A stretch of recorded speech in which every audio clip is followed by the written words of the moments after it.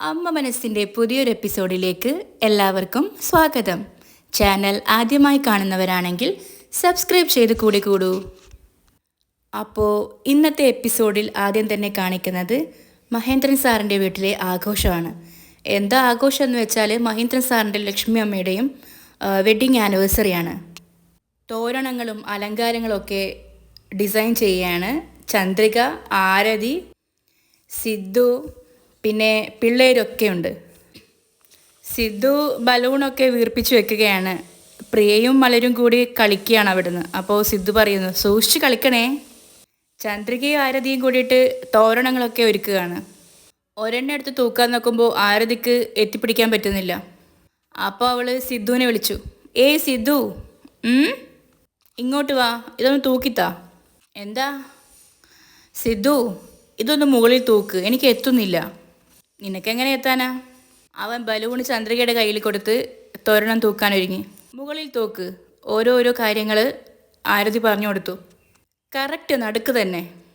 അവൻ എത്തിപ്പിടിച്ച് അവിടെ തൂക്കിക്കൊടുത്തു. ആ മതിയോ? അയ്യോ സിദ്ധു, നിനക്ക് കുറച്ചും കൂടി പൊക്കം ഉണ്ടായിരുന്നെങ്കിൽ നമ്മുടെ വീട്ടിൽ ഏണിയുടെ ആവശ്യമേ ഇല്ലായിരുന്നു. അപ്പോൾ സിദ്ധുവിന് ദേഷ്യം വന്ന് അവൻ ആരതിയുടെ ചെവി പിടിച്ച് പറഞ്ഞു, നത്തോലി പോലെ ഇരുന്നിട്ട് എന്നെ കളിയാക്കുന്നു. ഇതെല്ലാം കണ്ട് ചന്ദ്രികയും ചിരിച്ചു. അവൾ അവൻ്റെ പിടിപിടി വെച്ച് ഓടിക്കളഞ്ഞു. അവൻ ബാക്കിൽ നിന്ന് ഓടി. അവർ രണ്ടുപേരും അങ്ങോട്ടും ഇങ്ങോട്ടും പിടിക്കാനായി ഓടി. സിദ്ധുവിൻ്റെ കയ്യിൽ നിന്ന് രക്ഷപ്പെടാൻ വേണ്ടിയിട്ട് ആരതി ചന്ദ്രികയുടെ പിറകിൽ ഒളിച്ചു. അപ്പോൾ അവളുടെ അടുത്തേക്ക് അവൻ വന്നു. പെട്ടെന്ന് ആരതി ചന്ദ്രികയെടുത്ത് സിദ്ധുവിൻ്റെ നേരേക്ക് എറിഞ്ഞു കൊടുത്തു. എന്നിട്ട് അവൾ ഓടി രക്ഷപ്പെട്ടു. ചന്ദ്രിക നേരെ പോയി സിദ്ധുവിൻ്റെ ദേഹത്തേക്ക് വീണു. അപ്പോൾ ഇത് കണ്ട് മലരുമോളും പ്രിയമോളും ഏ എന്ന് ഉച്ചത്തിൽ ആർത്ത് വിളിച്ചു. ആരതിക്ക് അത് കണ്ട് ചിരി വന്നു. തറയിൽ സിദ്ധുവിൻ്റെ മേലെ ചന്ദ്രികയായി. രണ്ടുപേരും പരസ്പരം കണ്ണി നോക്കിയിരുന്നു. മലരുമോളും പ്രിയമോളും കൈകൊട്ടി ചിരിച്ചുകൊണ്ടേയിരുന്നു. സിദ്ധുവും ചന്ദ്രികയും ആവട്ടെ കണ്ണി നോക്കി ഒരുപാട് നേരം അവിടെ തന്നെ കിടന്നു. ഒരു നല്ല പ്രണയ നിമിഷമായിരുന്നു അത്. പക്ഷേ അങ്ങോട്ടേക്ക് വീൽ ചെയറിൽ ജാനകി അമ്മ വന്നു. പെട്ടെന്ന് സ്ഥലകാല ബോധം വന്നതുപോലെ ചന്ദ്രിക സിദ്ധുവിൻ്റെ ദേഹത്തു നിന്ന് എണീറ്റു. ഇതൊക്കെ കണ്ട് ജാനകി അമ്മയ്ക്ക് കലിയടക്കാനായില്ല. സിദ്ധു എണീറ്റ് നിന്ന് ചന്ദ്രികയോട് സോറി പറഞ്ഞു. അവൾ വ്യഗ്രതപ്പെട്ട് പറഞ്ഞു, സാരമില്ല സർ. അവൻ പ്രണയത്തോടെ ഒരുപാട് നേരം അവളെ ഇങ്ങനെ നോക്കി നിന്നു. ജാനകി അമ്മയ്ക്ക് ഇതൊക്കെ കണ്ട് സങ്കടവും കലിയും അടക്കാനായില്ല. അവർ ഉറക്കെ വിളിച്ചു, ചന്ദ്രികേ. ചന്ദ്രിക അങ്ങോട്ടേക്ക് നോക്കി. ആകെ പരവശയായി. നീ ഇങ്ങോട്ടേക്ക് വാ, ജാനകി അമ്മ കൽപ്പിക്കും പോലെ വിളിച്ചു. അവൾ ജാനകി അമ്മയുടെ അടുത്തേക്ക് പോയിട്ട് അവിടെ നിന്ന് ചോദിച്ചു, പറയണം മാഡം, വാഷിംഗ് മെഷീനിൽ തുണികളൊക്കെ അലക്കി വെച്ചിട്ടുണ്ട്, ടെറസിൽ കൊണ്ടുപോയി ആറിടാൻ നോക്ക് പോ, ജാനകി അമ്മ പുച്ഛത്തോടെ പറഞ്ഞു. അപ്പോൾ ചന്ദ്രിക ശരി മാഡം. അവൾ പോയതും ജാനകി അമ്മ തറപ്പിച്ച് സിദ്ധുവിനെ നോക്കി. അവൻ എന്താ ചെയ്യേണ്ടതെന്നറിയാതെ ഇടവും വലവും നോക്കി കുട്ടികളുടെ അടുത്തേക്ക് പോയി. പിന്നെ കാണിക്കുന്നത് അവിടേക്ക് വരുന്ന മേഘയും മുത്തശ്ശിയാണ്. മുത്തശ്ശിയുടെ കയ്യിൽ എന്തൊക്കെയോ സാധനങ്ങളൊക്കെ ഉണ്ട്. മുത്തശ്ശി മേഘയോട് പറയാണ്, മേഘ കണ്ടോ, മഹീന്ദ്രനെയും ലക്ഷ്മിയെയും ഉറപ്പായും ഇന്ന് നല്ല മൂഡിലായിരിക്കും. അതുകൊണ്ട് ഇതൊരു അവസരമായിട്ടെടുത്ത് നീ ബിസിനസ് സ്റ്റാർട്ട് ചെയ്യാൻ 3 കോടി രൂപ ചോദിക്കണം. അതൊരു നല്ല ഐഡിയ ആണെന്ന് തോന്നിയ മേഘയും തലയാട്ടി. മുത്തശ്ശി പിന്നെയും പറഞ്ഞു, ഒരു വട്ടം ചോദിച്ചാലൊന്നും മഹേന്ദ്രനെ പോലുള്ളവർ തരില്ല. തുടർച്ചയായിട്ട് ചോദിച്ചു കൊണ്ടേയിരിക്കണം. എന്നാലേ അവൻ നീ ചോദിച്ച എമൗണ്ട് തരൂ. അവളും അത് സമ്മതിച്ചു. മുത്തശ്ശി പിന്നെയും പറഞ്ഞു, കഴിയുന്നത്ര അവനിൽ നിന്ന് എത്ര ഊറ്റാൻ പറ്റുമോ അത്രയും നീ ഊറ്റിക്കോ. ശരി മുത്തശ്ശി, അവളും സന്തോഷത്തോടെ പറഞ്ഞു. അപ്പോൾ അവിടേക്ക് എല്ലാവരും വന്നു. ആരതിയും അമ്മയും അച്ഛനും. അപ്പോൾ മുത്തശ്ശൻ ഇങ്ങോട്ടേക്ക് വന്നു. എന്നിട്ട് പറഞ്ഞു, മോളെ ആരതി, എവിടെ അമ്മാവനും അമ്മായിയും ഇതുവരെ എത്തിയില്ലേ? ഞാനൊന്ന് വിളിച്ചു നോക്കാം അങ്കിൾ. അപ്പോൾ അണിഞ്ഞൊരുങ്ങി സിറ്റ് ഔട്ട് ഇറങ്ങി വരുന്നുണ്ട് മഹേന്ദ്രൻ സാറും ലക്ഷ്മിയും. ഇതാ എത്തിയല്ലോ, സന്തോഷത്തോടെ ആരതി പറഞ്ഞു. ദേ 2 പേരും എത്തിയല്ലോ, സിദ്ധുവും. എല്ലാവരുടെ മുഖത്ത് സന്തോഷം വന്നു. ഏട്ടാ നോക്ക്, അവരെ കാണാൻ എന്തൊരു ഐശ്വര്യ, ആരതി നോക്ക് എന്നൊക്കെ വളരെ സന്തോഷത്തോടെ ജാനകി അമ്മ പറഞ്ഞു. മഹേന്ദ്രൻ സാറും ലക്ഷ്മിയും അവരുടെ അടുത്തേക്ക് വന്നപ്പോൾ ആരതി പറഞ്ഞു, കണ്ണു വിടുന്നാണെന്നല്ലോ തോന്നുന്നേ. മുത്തശ്ശ കണ്ടില്ലേ, നവദമ്പതികൾ എത്തിയല്ലോ. അപ്പോൾ എല്ലാവരും അത് ആസ്വദിച്ച് ചിരിച്ചു. അപ്പോൾ ലക്ഷ്മി അമ്മ കുറച്ച് നാണത്തോടെ ആരതി മിണ്ടാതിരിക്കുന്നുണ്ടോ? അപ്പോൾ അതിൽ ആസ്വദിച്ച് സിദ്ധുവും കളിയാക്കി. ലക്ഷ്മി അമ്മ ചുമ്മാതിരിക്കേട്ടാ. അപ്പോൾ അങ്ങോട്ടേക്ക് ചന്ദ്രികയും മറ്റുള്ള പണിക്കാരും എല്ലാവരും വന്നു. ശേഷം ബൊക്കയുമായിട്ട് പ്രിയമോളും മലരുമോളും വന്നു. അവർ രണ്ടുപേരും മുത്തശ്ശനും മുത്തശ്ശിക്കും ആശംസകൾ നേർന്നു. ഹാപ്പി വെഡിങ് ആനിവേഴ്സറി മുത്തശ്ശ മുത്തശ്ശി. താങ്ക് യു പറഞ്ഞ് മഹേന്ദ്രൻ സാറും ലക്ഷ്മി അമ്മയും. പിന്നെ അങ്ങോട്ടേക്ക് മുത്തശ്ശൻ വന്നു. മഹേന്ദ്ര, ലക്ഷ്മി, നിങ്ങൾ രണ്ടു പേർക്കും ഹൃദയം നിറഞ്ഞ വിവാഹ വാർഷികാശംസകൾ എന്നും പറഞ്ഞ് മുത്തശ്ശൻ അവരെ അനുഗ്രഹിച്ചു. താങ്ക് യു അച്ഛാ, thank you. Mahendran sir shake hand കൊടുത്തിട്ട് പറഞ്ഞു, ഞങ്ങളെ അനുഗ്രഹിക്കണം അച്ഛാ. മുത്തശ്ശൻ അനുഗ്രഹിച്ചിട്ട് പറഞ്ഞു, എല്ലാ ഐശ്വര്യത്തോടെയും ഒരു കുറവുമില്ലാതെ 100 വർഷം നിങ്ങൾ രണ്ടുപേരും സന്തോഷത്തോടെ കഴിയണം. അപ്പോൾ അങ്ങോട്ടേക്ക് സിദ്ധുവിൻ്റെ അച്ഛനും വന്നു. എന്നിട്ട് രണ്ടു പേർക്കും ആശംസകൾ നേർന്നു. ജാനകി അമ്മയും പുറകിൽ നിന്ന് ആശംസകൾ നേർന്നു. അപ്പോൾ ഇതൊക്കെ കണ്ടു നിന്ന ചന്ദ്രിക മലരുമോളെയും വിളിച്ചിട്ട് മഹേന്ദ്ര സാറിനോട് പറഞ്ഞു, സാർ, അമ്മേ, ഞങ്ങൾ രണ്ടുപേരെയും അനുഗ്രഹിക്കണം. നന്നായി വരട്ടെ മോളെ, നന്നായിരിക്കട്ടെ ചന്ദ്രികയെ. അവർ രണ്ടുപേരും ആശംസിച്ചു.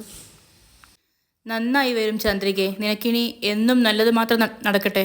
ലക്ഷ്മി അമ്മയും പറഞ്ഞു, നീ എപ്പോഴും സന്തോഷവതിയായിരിക്കും ചന്ദ്രികയെ. ഇതെല്ലാം കണ്ട് അസൂയമൂത്ത് മുത്തശ്ശി മേഘയോട് പറഞ്ഞു, കണ്ടില്ലേ മേഘ, ശരിയായ സമയം നോക്കി ആ ചന്ദ്രിക ചെന്ന് കൃത്യമായിട്ട് അവരുടെ കാലിൽ വീഴുന്നു. നീയല്ലേ അവരുടെ മകള്, അപ്പം നീയല്ലേ ആദ്യം ചെന്ന് അവരുടെ കാലിൽ തൊട്ട് അനുഗ്രഹം വാങ്ങേണ്ടത്. പക്ഷേ നിനക്കവരോട് സ്നേഹമേ ഇല്ല. അവരുടെ രക്തം നിന്റെ ശരീരത്തിലൂടെ ഒഴുകിയാലല്ലേ നിനക്ക് സ്നേഹം ഉണ്ടാകൂ. ചന്ദ്രികയുടെ ശരീരത്തിലൂടെ അവരുടെ രക്തം ഒഴുകുന്നത് കൊണ്ടാ അവൾക്ക് പോലും അറിയാതെ ഓട്ടോമാറ്റിക്കായിട്ട് അവരുടെ കാലിൽ അവൾ പോയി വീഴുന്നത്. രക്തത്തെ തിരിച്ചറിയുമെന്ന് പറയുന്നത് വെറുതെയാണോ? ഇതെല്ലാം കേട്ട് മേഘക്കാകെ എന്തോ പോലെയായി. അപ്പോൾ പിന്നെയും മുത്തശ്ശി പറഞ്ഞു, ശരി ശരി, നീയും ചെന്ന് മഹേന്ദ്രൻ്റെയും ലക്ഷ്മിയുടെയും കാലിൽ തൊട്ട് അനുഗ്രഹം അടിക്ക്. അപ്പോഴേ നീ ആവശ്യപ്പെട്ട പണം കിട്ടൂ എന്നും പറഞ്ഞ് അവളും അവരുടെ അനുഗ്രഹം വാങ്ങാൻ വേണ്ടി പോയി. അവൾ ചെന്ന് ലക്ഷ്മി അമ്മയോട് പറഞ്ഞു, ഹാപ്പി വെഡിങ് ആനിവേഴ്സറി അമ്മേ. എന്നിട്ട് ഹഗ് ചെയ്തു. താങ്ക് യു മേഘ. നേരെ തിരിഞ്ഞ്, അച്ഛാ, happy wedding anniversary. Thank you മോളെ. അച്ഛനെയും ഹഗ് ചെയ്തു. അപ്പോൾ ഇതെല്ലാം കൊണ്ട് ചിരിച്ചോ നോക്കി നിന്നിരുന്ന സിദ്ധു പെട്ടെന്ന് എന്തോ തിരയാൻ വേണ്ടി പോയി.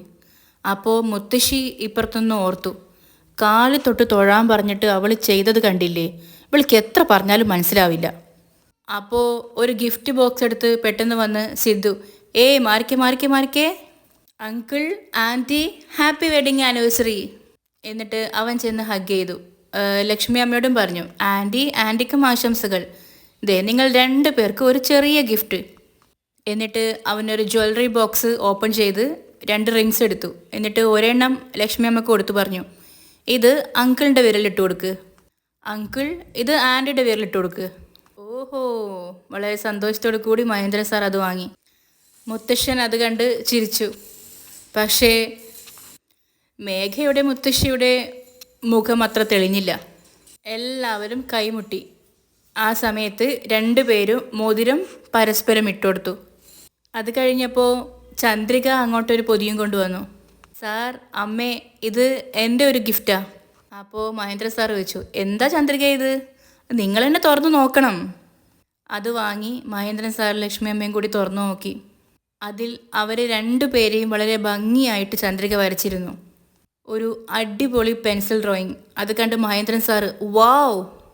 എല്ലാവരുടെയും മുഖത്ത് ആകാംക്ഷ അതിലെന്താണെന്ന് അറിയാൻ വേണ്ടിയിട്ട്. അപ്പോൾ മഹേന്ദ്ര സാർ പിന്നെയും പറഞ്ഞു, ചന്ദ്രികയെ, നീ വരച്ച ഈ ചിത്രം ഭംഗിയായിരിക്കുന്നു. ഇത് കണ്ട് സംശയത്തോടെ മേഘ മുത്തശ്ശിയെ നോക്കി, അത് ഇഷ്ടപ്പെടാത്ത മട്ടിൽ. അപ്പോൾ ലക്ഷ്മി അമ്മ പറഞ്ഞു, അതേ ചന്ദ്രികയെ, ശരിക്കും ഞങ്ങളെ നേരിട്ട് കാണുന്നത് പോലെ ജീവനുള്ളതുപോലെ വരച്ചിരിക്കുന്നു. എന്നിട്ട് മഹേന്ദ്രൻ സാറ് അതെടുത്ത് മുത്തശ്ശന് കാണിച്ചു കൊടുത്തു. അപ്പോൾ അങ്ങോട്ടേക്ക് ആരതിയും വന്നു. നോക്കട്ടെ. മുത്തശ്ശൻ ചന്ദ്രികയെ നോക്കിയിട്ട് പറഞ്ഞു, ചന്ദ്രികയ്ക്ക് ഇത്രയൊക്കെ കഴിവുണ്ടോ? കാണുമ്പോൾ മഹേന്ദ്രനും ലക്ഷ്മിയും ജീവനോടെ നിൽക്കുന്ന പോലുണ്ടല്ലോ. അപ്പോൾ സിദ്ധുവും പിന്താങ്ങി, ശരിയാണല്ലോ. ആരതിക്കും ഇഷ്ടമായി. അതെ, മുത്തശ്ശൻ പിന്നെയും പ്രശംസിച്ചുകൊണ്ട് പറഞ്ഞു, ഇത് ചിത്രമാണെന്ന് തോന്നേയില്ല. മേഘയ്ക്കാണെങ്കിൽ ഇതൊന്നും കണ്ടിട്ട് ഇഷ്ടപ്പെടുന്നില്ല. മുത്തശ്ശി മനസ്സിലോർത്തു, ഓ ഈ കിളവിന് വേറെ പണിയൊന്നുമില്ലേ. ചന്ദ്രികയ്ക്ക് അതൊക്കെ കേട്ട് സന്തോഷമായി. മുത്തശ്ശൻ്റെ കയ്യിൽ നിന്നും സിദ്ധു അത് വാങ്ങിച്ചിട്ട് പറഞ്ഞു, നോക്കട്ടെ, നന്നായിട്ടുണ്ട്. എന്നിട്ട് ചന്ദ്രിക നോക്കിയിട്ട് പറഞ്ഞു, ചന്ദ്രികയെ ഒന്നും പറയാനില്ല, അത്ര ഭംഗിയായിട്ടാണ് വരച്ചിരിക്കുന്നത്, നല്ല ഒറിജിനാലിറ്റി ഉണ്ട്. അത് കേട്ടപ്പോൾ ജാനകി അമ്മയ്ക്ക് അതത്ര പിടിച്ചില്ല. എന്നിട്ട് പിന്നെയും സിദ്ധു ചോദിച്ചു, അതുപോട്ടെ, ഇത് വരക്കാൻ എത്ര ദിവസം എടുത്തു? അധിക ദിവസമൊന്നും എടുത്തില്ല സാർ, ഇന്നലെ രാത്രി 2-3 മണിക്കൂർ കൊണ്ട് വരച്ചു തീർത്തു. അപ്പോൾ മഹേന്ദ്രൻ സാറൊക്കെ അത്ഭുതത്തോടെ നോക്കി നിന്നു. സിദ്ധു പറഞ്ഞു, എന്താ? എല്ലാവരുടെ മുഖത്തും അത്ഭുതം പ്രകടമായി. എന്നിട്ട് അതിശയത്തോടെ മഹേന്ദ്രൻ സാർ ചോദിച്ചു, വെറും 2-3 മണിക്കൂർ കൊണ്ട് ഇത്ര ഭംഗിയായി നിനക്ക് വരയ്ക്കാൻ കഴിഞ്ഞോ? എന്നിട്ട് അവളെ പ്രശംസിച്ചുകൊണ്ട് പറഞ്ഞു, സത്യമായിട്ടും നിനക്ക് നല്ല ടാലൻ്റ് ഉണ്ട് ചന്ദ്രികയെ. ഇതെല്ലാം കേട്ട് മുത്തശ്ശി മേഘയെ ചെറുതായി വിളിച്ചു, ഏയ് ഗിഫ്റ്റ് കൊണ്ടുപോയി കൊടുക്ക്. അവൾ മുത്തശ്ശിയുടെ കയ്യിൽ നിന്നും ഗിഫ്റ്റ് വാങ്ങിച്ച് അവരുടെ നേരെ തിരിഞ്ഞു. അച്ഛാ, അമ്മേ, നിങ്ങൾക്ക് എൻ്റെ വെഡ്ഡിങ് ഗിഫ്റ്റ്. അമ്മയ്ക്ക് അടിപൊളി ഒരു പട്ടുസാരി. അച്ഛാ, അച്ഛനൊരു കസവും മുണ്ടും ഷർട്ടും വാങ്ങിയിട്ടുണ്ട്. മഹേന്ദ്രൻ സാറും ലക്ഷ്മി അമ്മയും അതിങ്ങനെ മാറി മാറി നോക്കിക്കൊണ്ടിരുന്നു. അവർക്ക് 2 പേർക്കും ഇഷ്ടമായി. പെട്ടെന്ന് എല്ലാവരോടും നേരെ തിരിഞ്ഞുകൊണ്ട് മേഘ പറഞ്ഞു, എല്ലാ ഗിഫ്റ്റിനേക്കാളും ഞാൻ കൊടുത്ത ഗിഫ്റ്റാണ് ഏറ്റവും കോസ്റ്റ്ലി ആയത്. പെട്ടെന്ന് മുത്തശ്ശൻ പറഞ്ഞു, മോളെ, സ്നേഹം എന്നത് വിലയിൽ അടിസ്ഥാനപ്പെടുത്തിയതല്ല, മനസ്സിനെ ആശ്രയിച്ചാണ്. നീ മനസ്സറിഞ്ഞ് ഒരു 5 രൂപയ്ക്ക് പൂ വാങ്ങിക്കൊടുത്താൽ പോലും അത് വിലമതിക്കാനാവാത്ത ഗിഫ്റ്റാ. അപ്പോൾ ഇത് കേട്ട് മഹേന്ദ്രൻ സാറും പറഞ്ഞു, അതേ മേഘ, വിലയിലൊക്കെ എന്തിരിക്കുന്നു, നീ ഒരു 10 രൂപയുടെ കർച്ചീഫ് വാങ്ങി തന്നാലും ഞങ്ങൾക്കത് വിലമതിക്കാനാവാത്തതാണ് മോളെ. മേഘയ്ക്ക് ഇതൊരു അടി കിട്ടിയതുപോലെയായി. അപ്പോൾ പുറകിൽ മാറി നിൽക്കുന്ന ജോലിക്കാരോടായിട്ട് സിദ്ധു പറഞ്ഞു, ഹേയ് വാ വാ, എല്ലാവരും എന്താ മാറി നിൽക്കുന്നേ, എല്ലാവരും ഇങ്ങോട്ടേക്ക് വരൂ. ജോലിക്കാരൊക്കെ മുന്നോട്ട് വന്നിട്ട് ലക്ഷ്മി അമ്മയ്ക്കും മഹേന്ദ്ര സാറിനും ആശംസകൾ അർപ്പിച്ചു. അതെല്ലാം കഴിഞ്ഞ ശേഷം സിദ്ധു പറഞ്ഞു, അങ്കിളെ, കേക്ക് റെഡിയാണ്, അതൊന്ന് കട്ട് ചെയ്താലോ? ആ ഓക്കെ, ആ ബാഗൊക്കെ ഇങ്ങ് തന്നോളൂ, എല്ലാവരും അങ്ങോട്ടേക്ക് പോകാം. സാധനങ്ങളൊക്കെ മാറ്റി വയ്ക്കാൻ വേണ്ടി സിദ്ധുവും ചന്ദ്രികയും സഹായിച്ചു. ലക്ഷ്മി അമ്മയും മഹേന്ദ്ര സാറും കൂടി മലരുമോളെയും പ്രിയമോളെയും കൂട്ടി അങ്ങോട്ടേക്ക് നടന്നു. എല്ലാവരും അവരെ അനുഗമിച്ചു. അങ്ങനെ ടേബിളിലേക്ക് അവരുടെ 27th വെഡ്ഡിങ് ആനിവേഴ്സറിയുടെ കേക്കുമായിട്ട് ആരതി വന്നു. കേക്കിൻ്റെ നടുക്ക് ഒരു കാൻഡിൽ കത്തിച്ച് വെച്ച് ശേഷം സിദ്ധു പറഞ്ഞു, അങ്കിൾ ആൻറ്റി, നിങ്ങൾ 2 പേരും കാൻഡിൽ ഊതിക്കെടുത്തിട്ട് ഒരുമിച്ച് കേക്ക് കട്ട് ചെയ്യണം. അങ്ങനെ കേക്ക് കട്ട് ചെയ്ത് എല്ലാവരും കൈകൊട്ടി ചിരിച്ചു. എല്ലാവരുടെ മുഖത്തും സന്തോഷം. കഷ്ണം കട്ട് ചെയ്ത് മഹേന്ദ്രൻ സാറും ലക്ഷ്മി അമ്മയും പരസ്പരം പങ്കിട്ടെടുത്തു. അപ്പോൾ മേഘ പ്രിയയോട് പറഞ്ഞു, പ്രിയ, മുത്തശ്ശൻ്റെ അടുത്ത് പോയി നിന്ന് കേക്ക് വാങ്ങിക്ക്.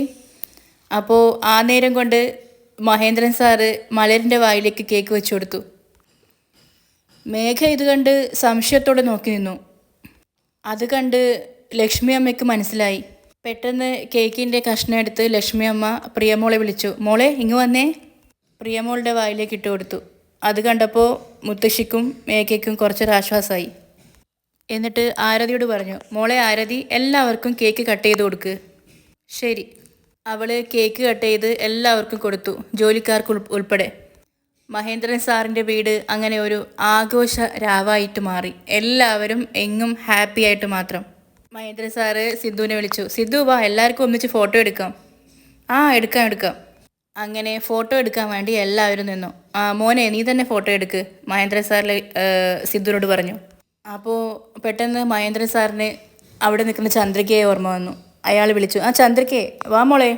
അപ്പോൾ ലക്ഷ്മിയമ്മ പറഞ്ഞു, നീയും ഞങ്ങളുടെ വീട്ടിലെ അംഗമാ, ഇങ്ങ് വന്നേ. അപ്പോൾ പെട്ടെന്ന് ആരതി പറഞ്ഞു, സിദ്ധു ഫോട്ടോ എടുത്താൽ അവൻ ആ ഫോട്ടോയിൽ ഉണ്ടാവില്ലല്ലോ. ഓ അത് ശരി, അത് മറന്നു.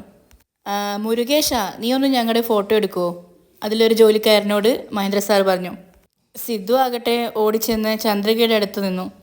അപ്പോൾ പുറകിൽ നിൽക്കുന്ന ജാനകി അമ്മയുടെ മനസ്സിൽ, ഈ സിദ്ധു ഒരു ഫോട്ടോ എടുക്കുമ്പോൾ പോലും ചന്ദ്രികയുടെ അടുത്ത് തന്നെ, ഭാര്യയും ഭർത്താവിനെയും പോലെ ചേർന്നല്ലേ നിൽക്കുന്നേ. മുരുകേശൻ ഒരു നല്ല അടിപൊളി കുടുംബ ഫോട്ടോ എടുത്തു. ഇവിടെ ഇന്നത്തെ എപ്പിസോഡ് അവസാനിക്കുകയാണ്. അടുത്ത ഭാഗം കുറച്ച് നോക്കാം. മഹേന്ദ്രൻ സാറും ലക്ഷ്മി അമ്മയും വളരെ സങ്കടത്തോടു കൂടി മേഘയോട് പറയുകയാണ്, പറയാൻ നിർബന്ധിതനായതുകൊണ്ട് മാത്രം ഞാൻ നിന്നോട് പറയുകയാണ്. വേറെ ഒരു ഉദ്ദേശവും ഇല്ല. നിന്നെ വിഷമിപ്പിക്കാനല്ല ഞാനിത് പറയുന്നത് മേഘ. അപ്പോൾ മേഘ അങ്ങോട്ട്, മുഖവരില്ലാതെ കാര്യം പറച്ചാ. അയാൾ വളരെ വിഷമത്തോടെ, മേഘ നീ ഞങ്ങളുടെ മകളല്ല മോളെ. അപ്പോൾ ഞെട്ടിത്തെറിച്ച് മേഘ. അപ്പോൾ ഇവിടെ അവസാനിക്കുകയാണ്. വീണ്ടും ഒരു ത്രില്ലിംഗ് എപ്പിസോഡുമായി ഞാൻ വീണ്ടും വരും വരേക്കും എല്ലാവർക്കും ടാറ്റ ബൈ.